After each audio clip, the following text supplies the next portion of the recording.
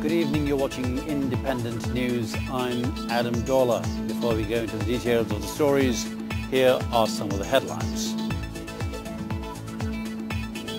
Jamaat-e-Islami Acting Secretary General ATM Azharul Islam has been arrested.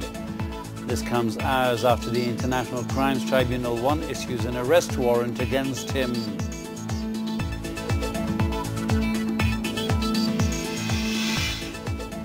The formation of a panel to appoint a managing director to the Grameen Bank awaits the President's approval.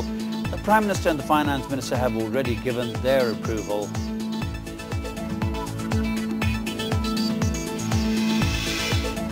The Shah Ali Shrine at Mirpur in the capital has turned into a sanctuary of sex traffickers.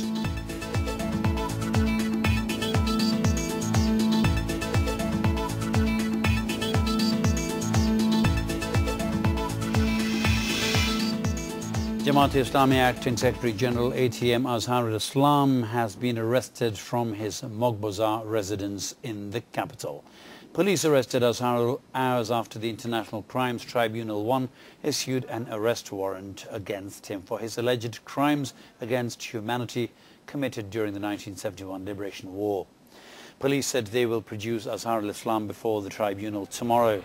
Law enforcers also say that the Jamaat leader will be in their custody until he is produced before the tribunal.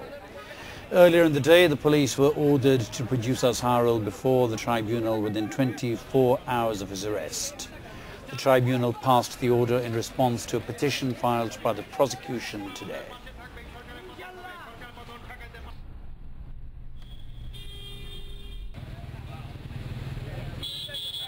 Crimes Tribunal-1 থেকে একটা warrant দেওয়া হয়েছে। এই ওয়ারেন্টে misc case number 11 The International Crimes Tribunal-1 issued a warrant for the arrest of ATM Azharul Islam. The tribunal also directed us to produce Azharul Islam before it within 24 hours of his arrest. In accordance with the directive, we have arrested ATM Azharul. We will keep him in our custody and later produce him before the tribunal as per the instruction. চলমান আছে কিনা সেটা উপরে বিবেচনা করে BNP Joint Secretary General Ruhul Kabir Rizvi has claimed that the Awami League is involved with those who carried out the August 21st grenade attacks. He made the allegation at a media briefing at the party's Noyapolton Central Office. Rizvi also alleged that the government is trying to implicate the BNP's Senior Vice President Tariq Rahman in the grenade attack case.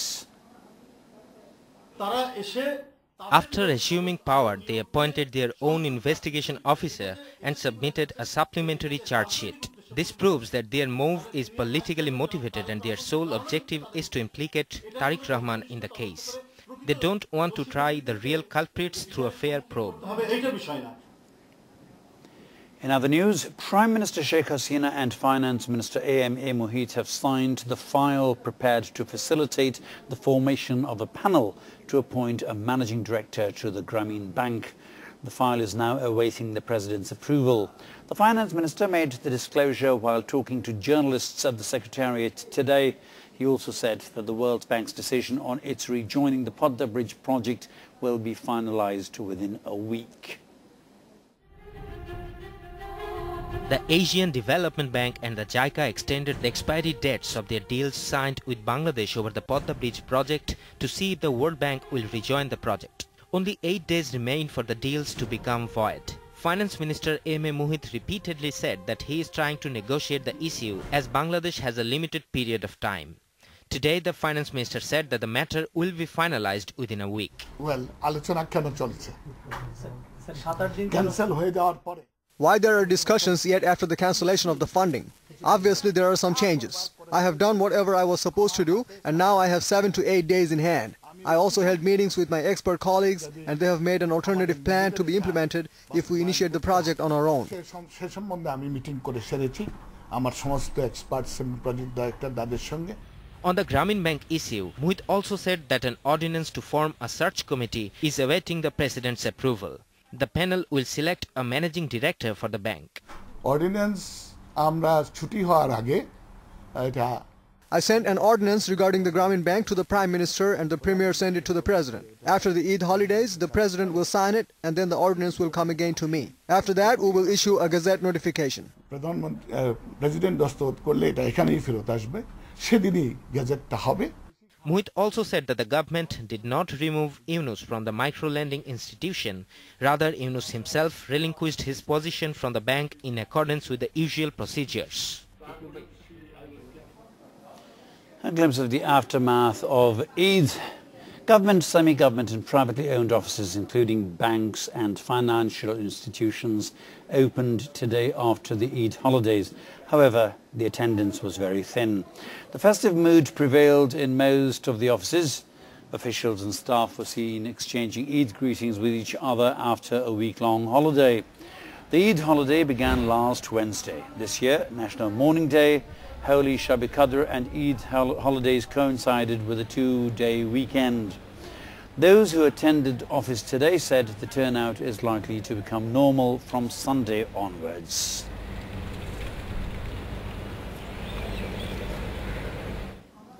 Meanwhile, the Bangladesh Secretariat, the administrative hub of the country, also reopened today after the Eid holidays. Officials hope that the Secretariat will regain its usual hustle and bustle from Sunday. Meanwhile, Home Minister Sahara Khatun was present in her Secretariat office today. She exchanged Eid greetings with officers and other employees. She also expressed satisfaction over the law and order situation in the country during the Eid holidays. On a separate note, the Home Minister thanked Communications Minister Obaidul Qadir for the smooth traffic on highways during the Eid holidays.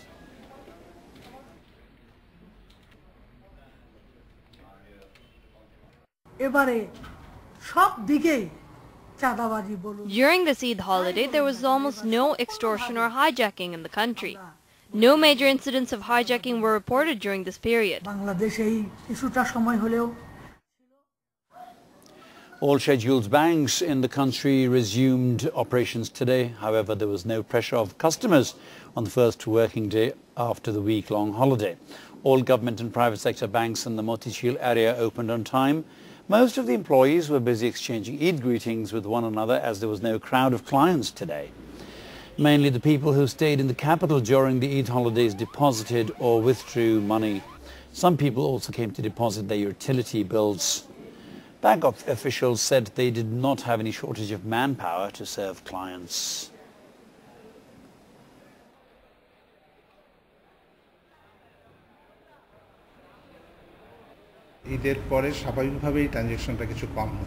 Naturally, a lower number of transactions occur after Eid holidays as the number of customers remain lower. But we have adequate personnel to serve our customers.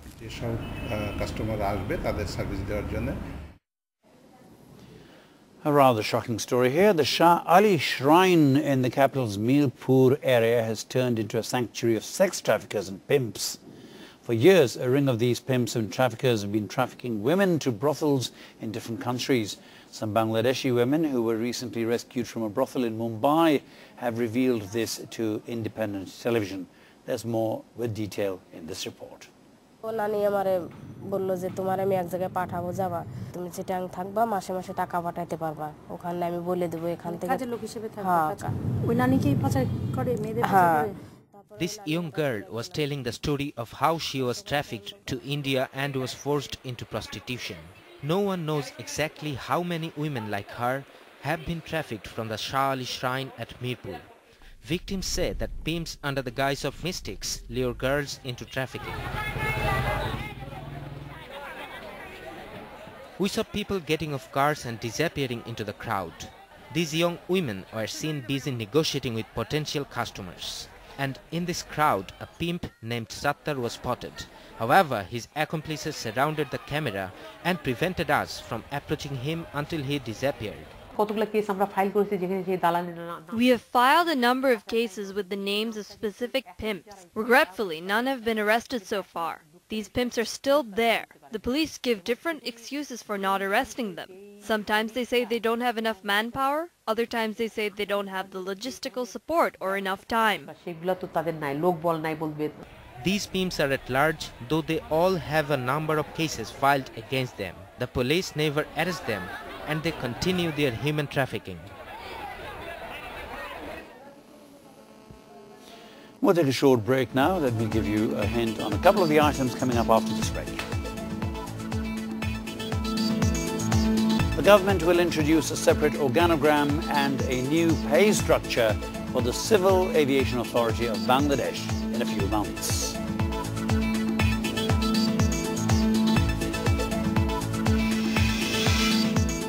A three-dimensional seismic survey in the Titas Gas Fields reveals that the field has double the reserves estimated so far.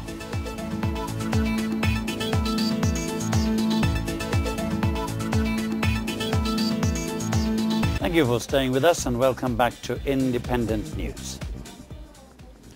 Communications Minister Obadul Qadir has removed an executive engineer of the Khagrachari Roads and Highways Department for his alleged negligence in duties.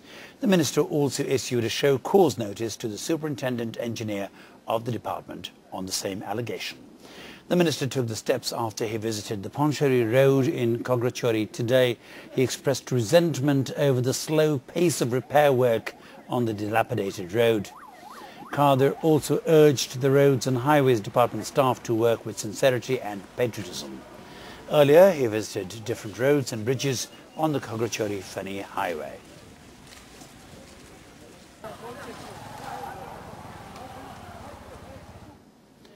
The government is going to introduce a separate organogram and a new pay structure for the Civil Aviation Authority of Bangladesh within several months. The government has also decided to seek US assistance in order to resume the Dhaka-New York direct flights of the state-run Biman Bangladesh Airlines. There's more detail in this report. It took Bangladesh 3 long years to come out of the list of the countries having unsafe civil aviation system. The International Civil Aviation Organization, or ICAO, dropped Bangladesh from the blacklist last month. The Civil Aviation Authority of Bangladesh, or CAAB, however, believes that this achievement should not become a matter of self-complacency. We are happy with this success, but if you ask about my opinion, I will say my work has just begun. The ICAO suggested the Bangladesh government to introduce an independent and explicit monogram and a new pay scale for the CAAB. However, Civil Aviation and Tourism Minister Farooq Khan said that the ministry has already taken steps in this regard considering the importance of the issue.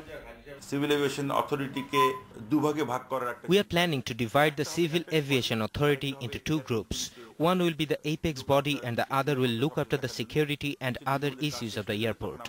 We hope to finalize the proposal soon. Then we will send it to the establishment and the finance ministries. I believe that we will be able to do all these in the next 2 or 3 months. The minister also said that steps will be taken to remove obstacles in the resumption of Dhaka-New York direct Biman flights. I hope to hold talks with the US Federal Aviation Authority within a few days in a bid to resume Biman's flights to New York.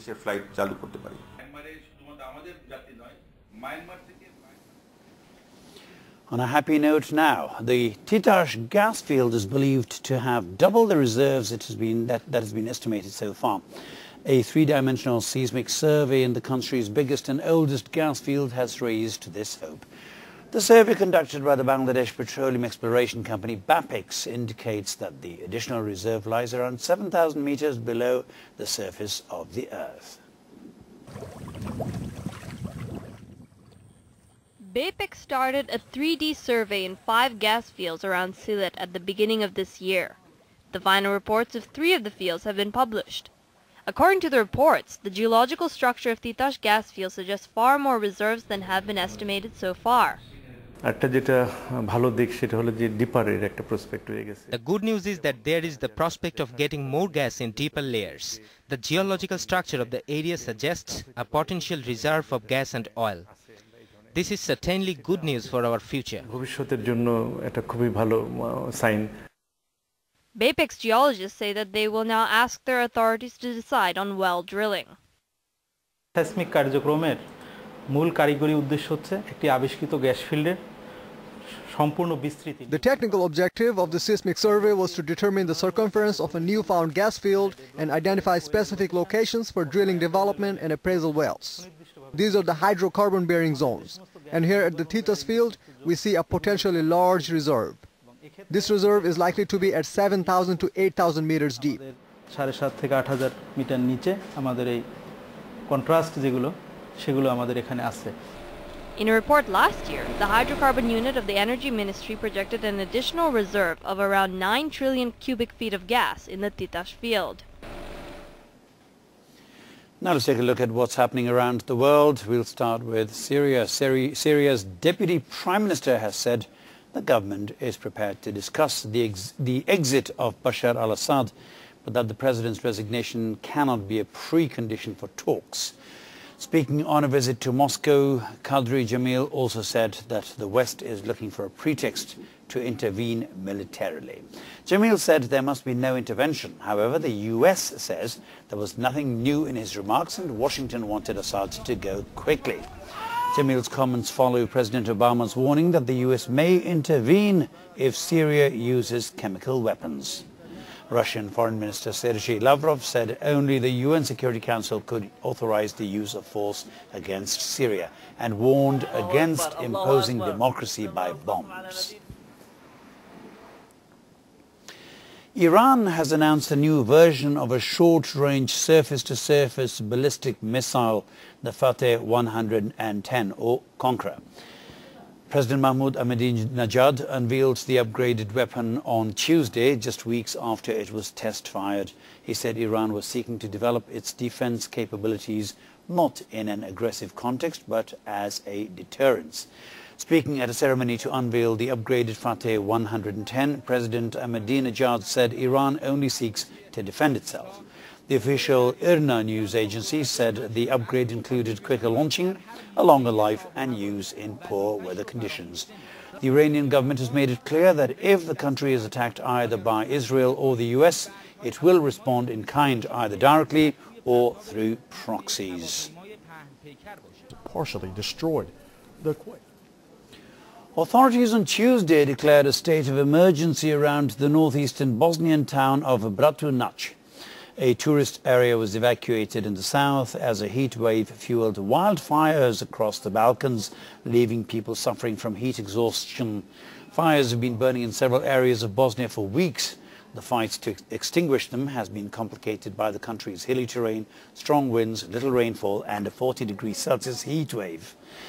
Residents are helping firefighters and forest rangers fight a blaze creeping towards the suburb of Slapaznica. The town's civil protection agency has asked for help from the army and from residents. And with that, we'll move on to sports, and this time it's cricket. Shakib Al Hasan now ranks as the #1 all-rounder in Test cricket in the Reliance ICC Test Championship all-rounder rankings. The Bangladeshi all-rounder and former national captain, with 404 points, ran past his competitor and one of the greatest all-rounders of all time, Jacques Kallis, who previously topped the list. South African Kallis, with 390 points, now stands second in the rating, while Australian Shane Watson is third. A left-handed batsman and left-arm spinner, Shakib played his last Test match back in December 2011 against Pakistan. Shakib is also ranked the first in top 10 ODI all-rounders and ranked 8th in top 10 T20 all-rounders in the ICC player rankings. He's been nominated for the ICC Men's ODI Cricketer of the Year Award 2012.